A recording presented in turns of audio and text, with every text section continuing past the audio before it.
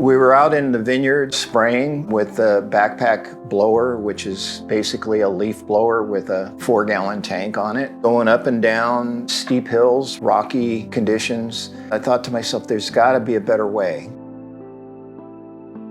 I'd heard about drones, and I discovered that a majority of the spraying in the Pacific Rim and Southeast Asia is done with agricultural drones. We investigated it and ordered one and thought we were in business. Mr. Stehly down in San Diego had a drone and saw that maybe there was a chance that we could apply pesticides. And of course, with every great idea comes a lot of regulations in California. So how can we modify that?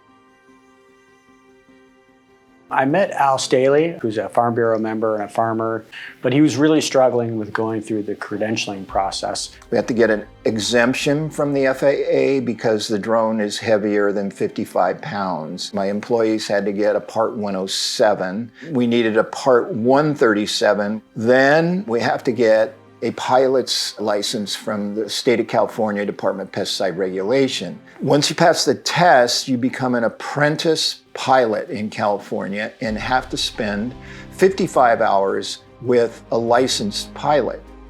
There are no licensed drone pilots here in San Diego County that I could apprentice under, so I have to apprentice under a helicopter pilot.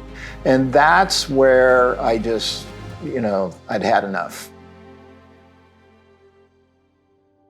I went and did some research to figure out what the laws were currently and how we might be able to change some of those laws to be able to help Al be able to get access to the technology more easily. And that's when I approached President Johansson, Jamie, about Farm Bureau taking up the battle to change this because it just didn't make sense. And everybody I talked to said, yeah, that doesn't make sense. At Farm Bureau, taking a member's idea and running with it means it's not always an overnight solution. We recognized that the agency that would have control over the licensing process was the Department of Pesticide Regulations. And so we reached out first, before we even introduced language around the bill, to talk to that regulator and understand if they knew anything about ag tech, how they anticipated they might want to regulate it, and just to gauge their understanding of the technology.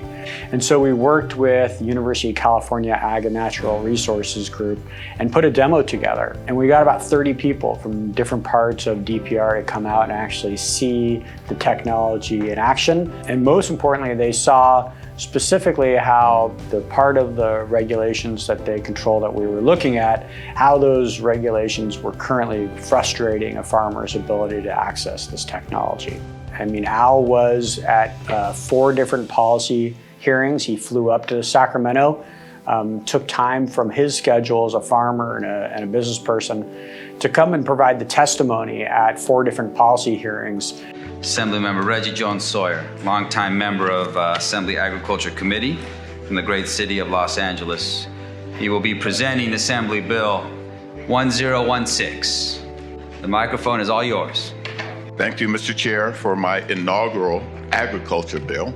I present AB 1016, which authorizes the Department of Pesticide Regulation to create a safe and robust program for unmanned aerial vehicles, commonly known as drones, to be used for aerial pesticide application in California. Good afternoon, Chairman Rivas and members. I'm honored to speak to you today in favor of this. My name's Al Stehly, and I'm a 3rd-generation farmer from San Diego County, where I grow avocados, citrus, and wine grapes.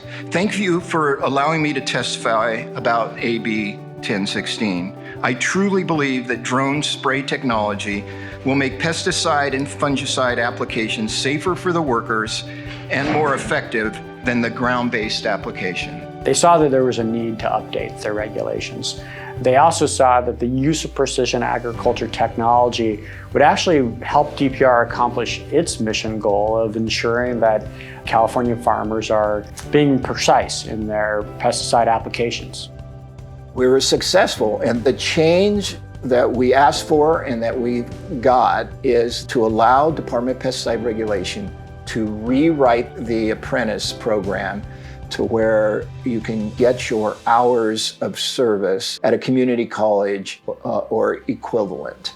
Well, it was a team effort, and at the end of the day, our political affairs team helped to make sure that farm team alerts get the word out to members, both by email and through phone calls, using targeted social media to be able to influence committees, and then being able to talk to the governor's office and convince the governor that this is an important piece of legislation to sign. All of those things had to happen in succession for us to be able to eventually get the win.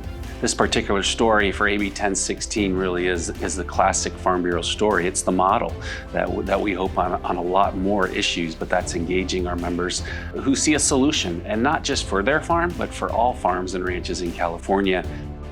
I would like to say thank you, Farm Bureau, for listening to me. I know I badgered you to do this, and I thank you for doing it. And look out, I've got some more ideas.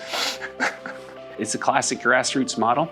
There's many more that we're working on, but again, the start of California Farm Bureau, and I think the spirit of California Farm Bureau, we talk a lot about number of members, but the most important thing is that we have active and engaged members, and together we can make a difference through California Farm Bureau.